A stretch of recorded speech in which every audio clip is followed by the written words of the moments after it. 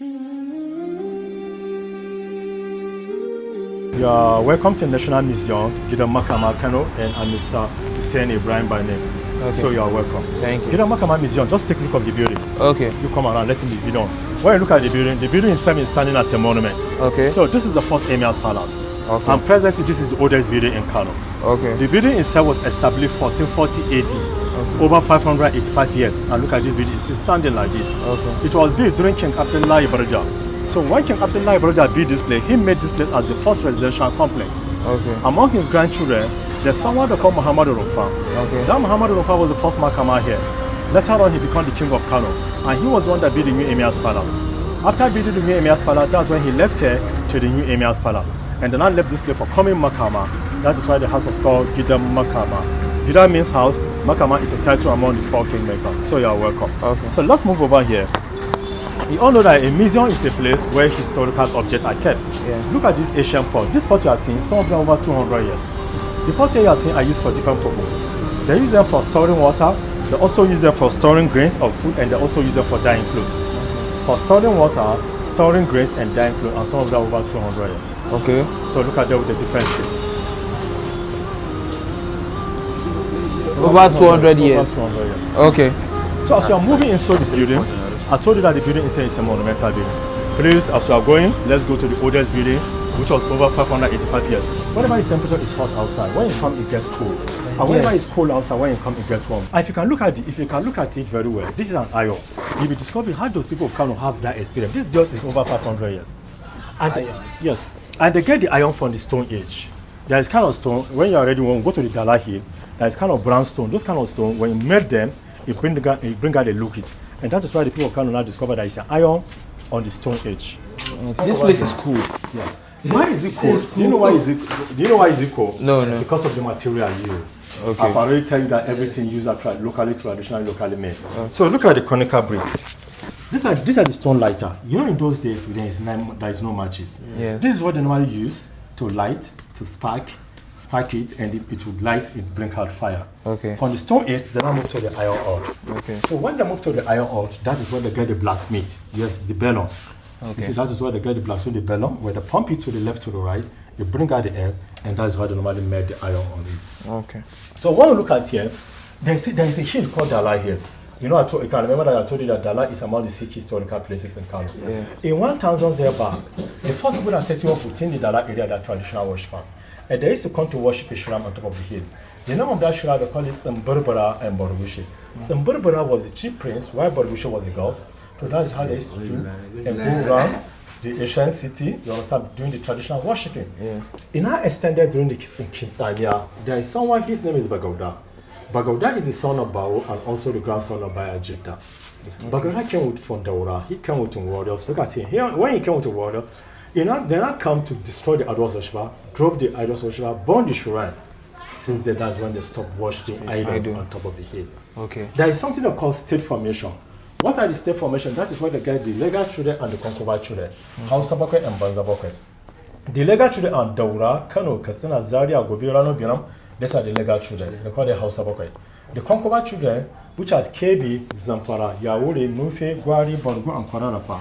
So these are the concubine children. So when we go, they say Kano ruling houses. Okay. The Kano ruling houses is divided into 2. The Kano ruling houses, the monarchical system in Kano is divided into 2. There is Happy Dynasty and also the Fulani Dynasty. Happy Dynasty are the real Hausa, the people that owns the town. Bagoda was the first king. He started ruling in the year 999 AD. Wow. So these are the Bagoda ruling houses. Yeah. Their rule. Followed by Muhammad Rumfa. You can remember this king, Abdullah Ibarja. Abdullah Ibarja is the king that built this palace during his time. Okay. They built this place 1440, over 585 years. And he came with his grandson, which was called Muhammad Rumfa.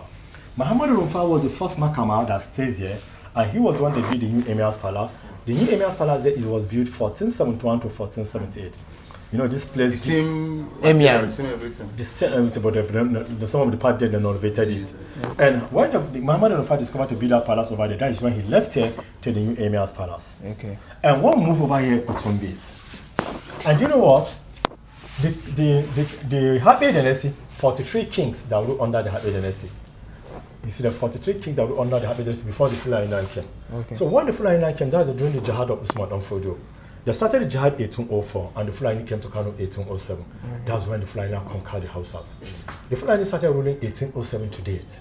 And among the 15 Fulani Emir that were in Kano, come and see 9 pictures of them here.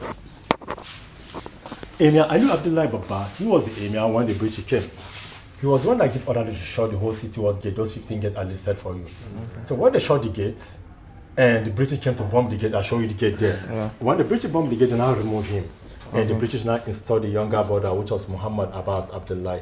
Muhammad Abbas Abdullah was installed by the British colonials, followed by Usman Abdullah and so followed by Abdullah Baro. This Abdullah Baro is the father of Sunusi I and Ado Baro. Sunusi I and Ado Baro are brothers. Sunusi I is also the grandfather of the present Emir Sunusi II. Okay. You see? What happens to Sunusi I repeated to the grandson because of political issue? Sunusi I was deposed by the Northern Premier, Ahmed Bello, so they know hospital because of political issues. He was taken to Azari for Azari to Ude. He spent 10 years. And now his uncle now come up. His uncle ruled for only 6 months, Muhammad Inwa. He first he died. He's the shortest serving Fulani Emir. Followed by Ado Baro. Ado Baro is the longest serving Fulani Emir that ruled for 51 years. Okay. So when he died, and the grandson now come, which was Sunusi II, the former CBN governor. He ruled for 6 years, and he was removed by the past government because of political issues. They now brought Aminu Ado Baro, and when the present government now come back, they removed him and brought this to the Is he the son of this? Is the father of this. Why this is the grandson of this? Okay. Okay, so it's still a family. It's still a family. And upon that man, and he is married to their sister too. Okay, this one is married to this sister. Yeah. Like a stepsister. Not a stepsister, it's a stepsister. This is the grandson. Okay, of this one. This is the grandson because this and this are brothers. Look, Sunusi I and Ado Baro are brothers. Okay. And Ado Baro is the father of Aminu Ado Baro. You know, why this is the grandson of his father did not rule. Okay. That is why you see his kid. His father did not rule. Okay. And also him is married to their sisters there. Okay. How many wives is he married to? President Nati has 3 wives now. Okay. So when we move over here, these are some of the hunting award implement. Look at the hunting bag. This hunting bag, the hunter normally use this. Sometimes when they go for hunting, they'll tie it. Maybe they want to kill an animal. Put it in their waist. Put them inside. This is the hunting decor. This hunting decor, they used to tie it on their face, and they'll be walking like animal in the bush. So when the animal saw them, they'll be taking them to the animal. So when they get closer to the animal, they use the pick us and throw us to kill the animal, while the faber calf, they use it to cover their head up. This is the dagon. This is the charm cloth. Okay. This charm cloth, when you look at it very well, 99 charm on it. There's what? 99 charms. 99 charm on it. The warrior used to wear it. Sometimes when they wore it, they disappeared and turned to different kind of animals. The charm cloth, the chainmail. This is the chainmail for the warriors. This is the shield they used to protect. The short knife and also the long sword. Okay. And here, this is the dagon. Okay. The spears, the bow and arrow, quivers and arrow, and also the brass gunpowder container. This is what they used to put bullets inside. And you know all these Hausa celebrities, they used to come here to add films. Yes. They even shoot. Look at the background. You see? So let's go to the Emir's bride room. Okay. So now we are moving to the bride room. Okay. So this is the grinding stone. This is what they normally use for the grinding. Okay. Grains and other things. Yeah. You see, this is what they normally use for the grinding grains. Yeah, grind. Yeah, so all those grains, millets. Yeah. So let's move in. This is what they normally used to sit on top. Dikan Amara. Yeah. So now we are moving to the bride room. Sit down. Okay. So this is So this is the bride room. This is where the Emir's wife stays there. This is where a wife stays. So in those days, a rich female, this is how she do her setup of the bride room. Look at her bed. You see her bed? Okay. This is where she used to put her local light. Okay. Yeah. So this is the curtain, what she normally used to spin to the tray. So look at the boxes. Okay. You see her boxes? So look at the pot of water. You understand? This is just like a divider. Look at the grinding stone. This is the food flask where they used to put food. That is what they call akushidari. If you are here AIT, Area 24, there's something they call akushidari food flask. This is Ragaya. They used to put food items. Calabash musical instrument tune. Okay. And this is Zungulu for henna. Okay. You see, and also the oil container, they used to put manshanu or zuma. It preserves almost 10 years. It's not spoiled. Okay. So this is how they Hausa traditional bridal. That is why they call it Bai King and Maria. This is where the Emir used to sit down. Okay. Where he sits. To make judges or to make judges. Okay. Yeah, place of making judges, and people will sit down on the floor. People will sit down on the floor addressing. Okay. So who stays with him up there? Only him? Only him can stay. Go and climb up now. Okay. Only him can stay. Let me video you. Okay. Only him can stay up. They'll be addressing to people. You see, just to come and see how they used to decorate the houses. Okay. You see, the bar, the horse seat bed, the horse riding boots. So that's the kind of Doba. And here are different kind of traditional musical instruments. The gong, calabash, flute, alligator, and the horn. Okay. So these are some of different kind of royal musical instruments. Okay. So when we look here, this is the saddle of the horse to show you how they used to decorate horses in the northern part of the country. So look at it. This is a real crocodile head. Real? Yeah, there is someone that called Palaki. Palaki is the brother of the Emir. Look at it. This is a real crocodile head. They preserve it. This is the barb of crocodile. What's the use of the crocodile? The use, normally when you cut the crocodile head, look at it.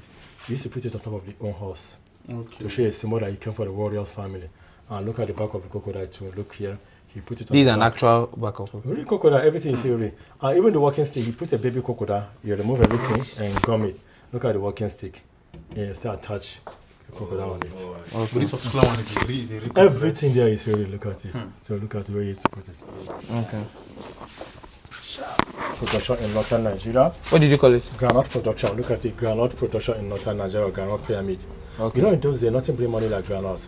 Groundnut is the source of income in Nigeria, and groundnut money was used to dig the first oil well in Nigeria. Okay. So just look at the pyramid. Do you know that each pyramid contains 15,000 bags of groundnut that make a pyramid? 15,000 bags of groundnut that make a pyramid. Because of this groundnut, that is why the white men came to Kano. So when they came to Kano, they now conquered Kano and make a railway to Lagos. When the first of all Europeans come, look at the Nigerian railway. The first of all goes Zaria. Zaria has cotton, just has tin, Makoni has coal, Patakot has oil, Ibadan has cocoa and kola nut. They link all the raw material to Lagos. They make a railway to Lagos. While the pyramid, Kano has a pyramid. And you know that each pyramid contains 15,000 bags of granite. And they make it to Lagos.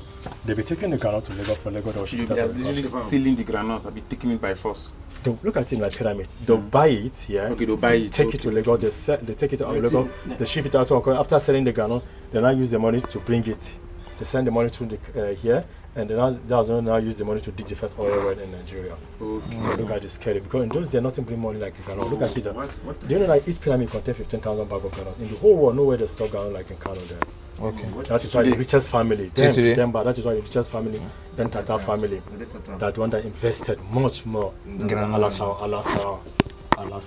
That's why there's a hot competition, man. This is Dembe. Okay. Dembe, this is another Fulani Shari, the one that used to be in the marriage festival. Okay. This is the hoping game. The one they flog people, right? Yeah, the one they used to flog people when someone want to get married. Among the contestants, they don't flog you if you scream. You disqualify if it doesn't scream, you maintain it. So this is. Does this still happen? Yeah, it still happens because some culture, it's a culture. There is a culture that want to go into marry again. So to say this is what you do. And if our daughter do this, this is how you want to do it. Yeah, culture.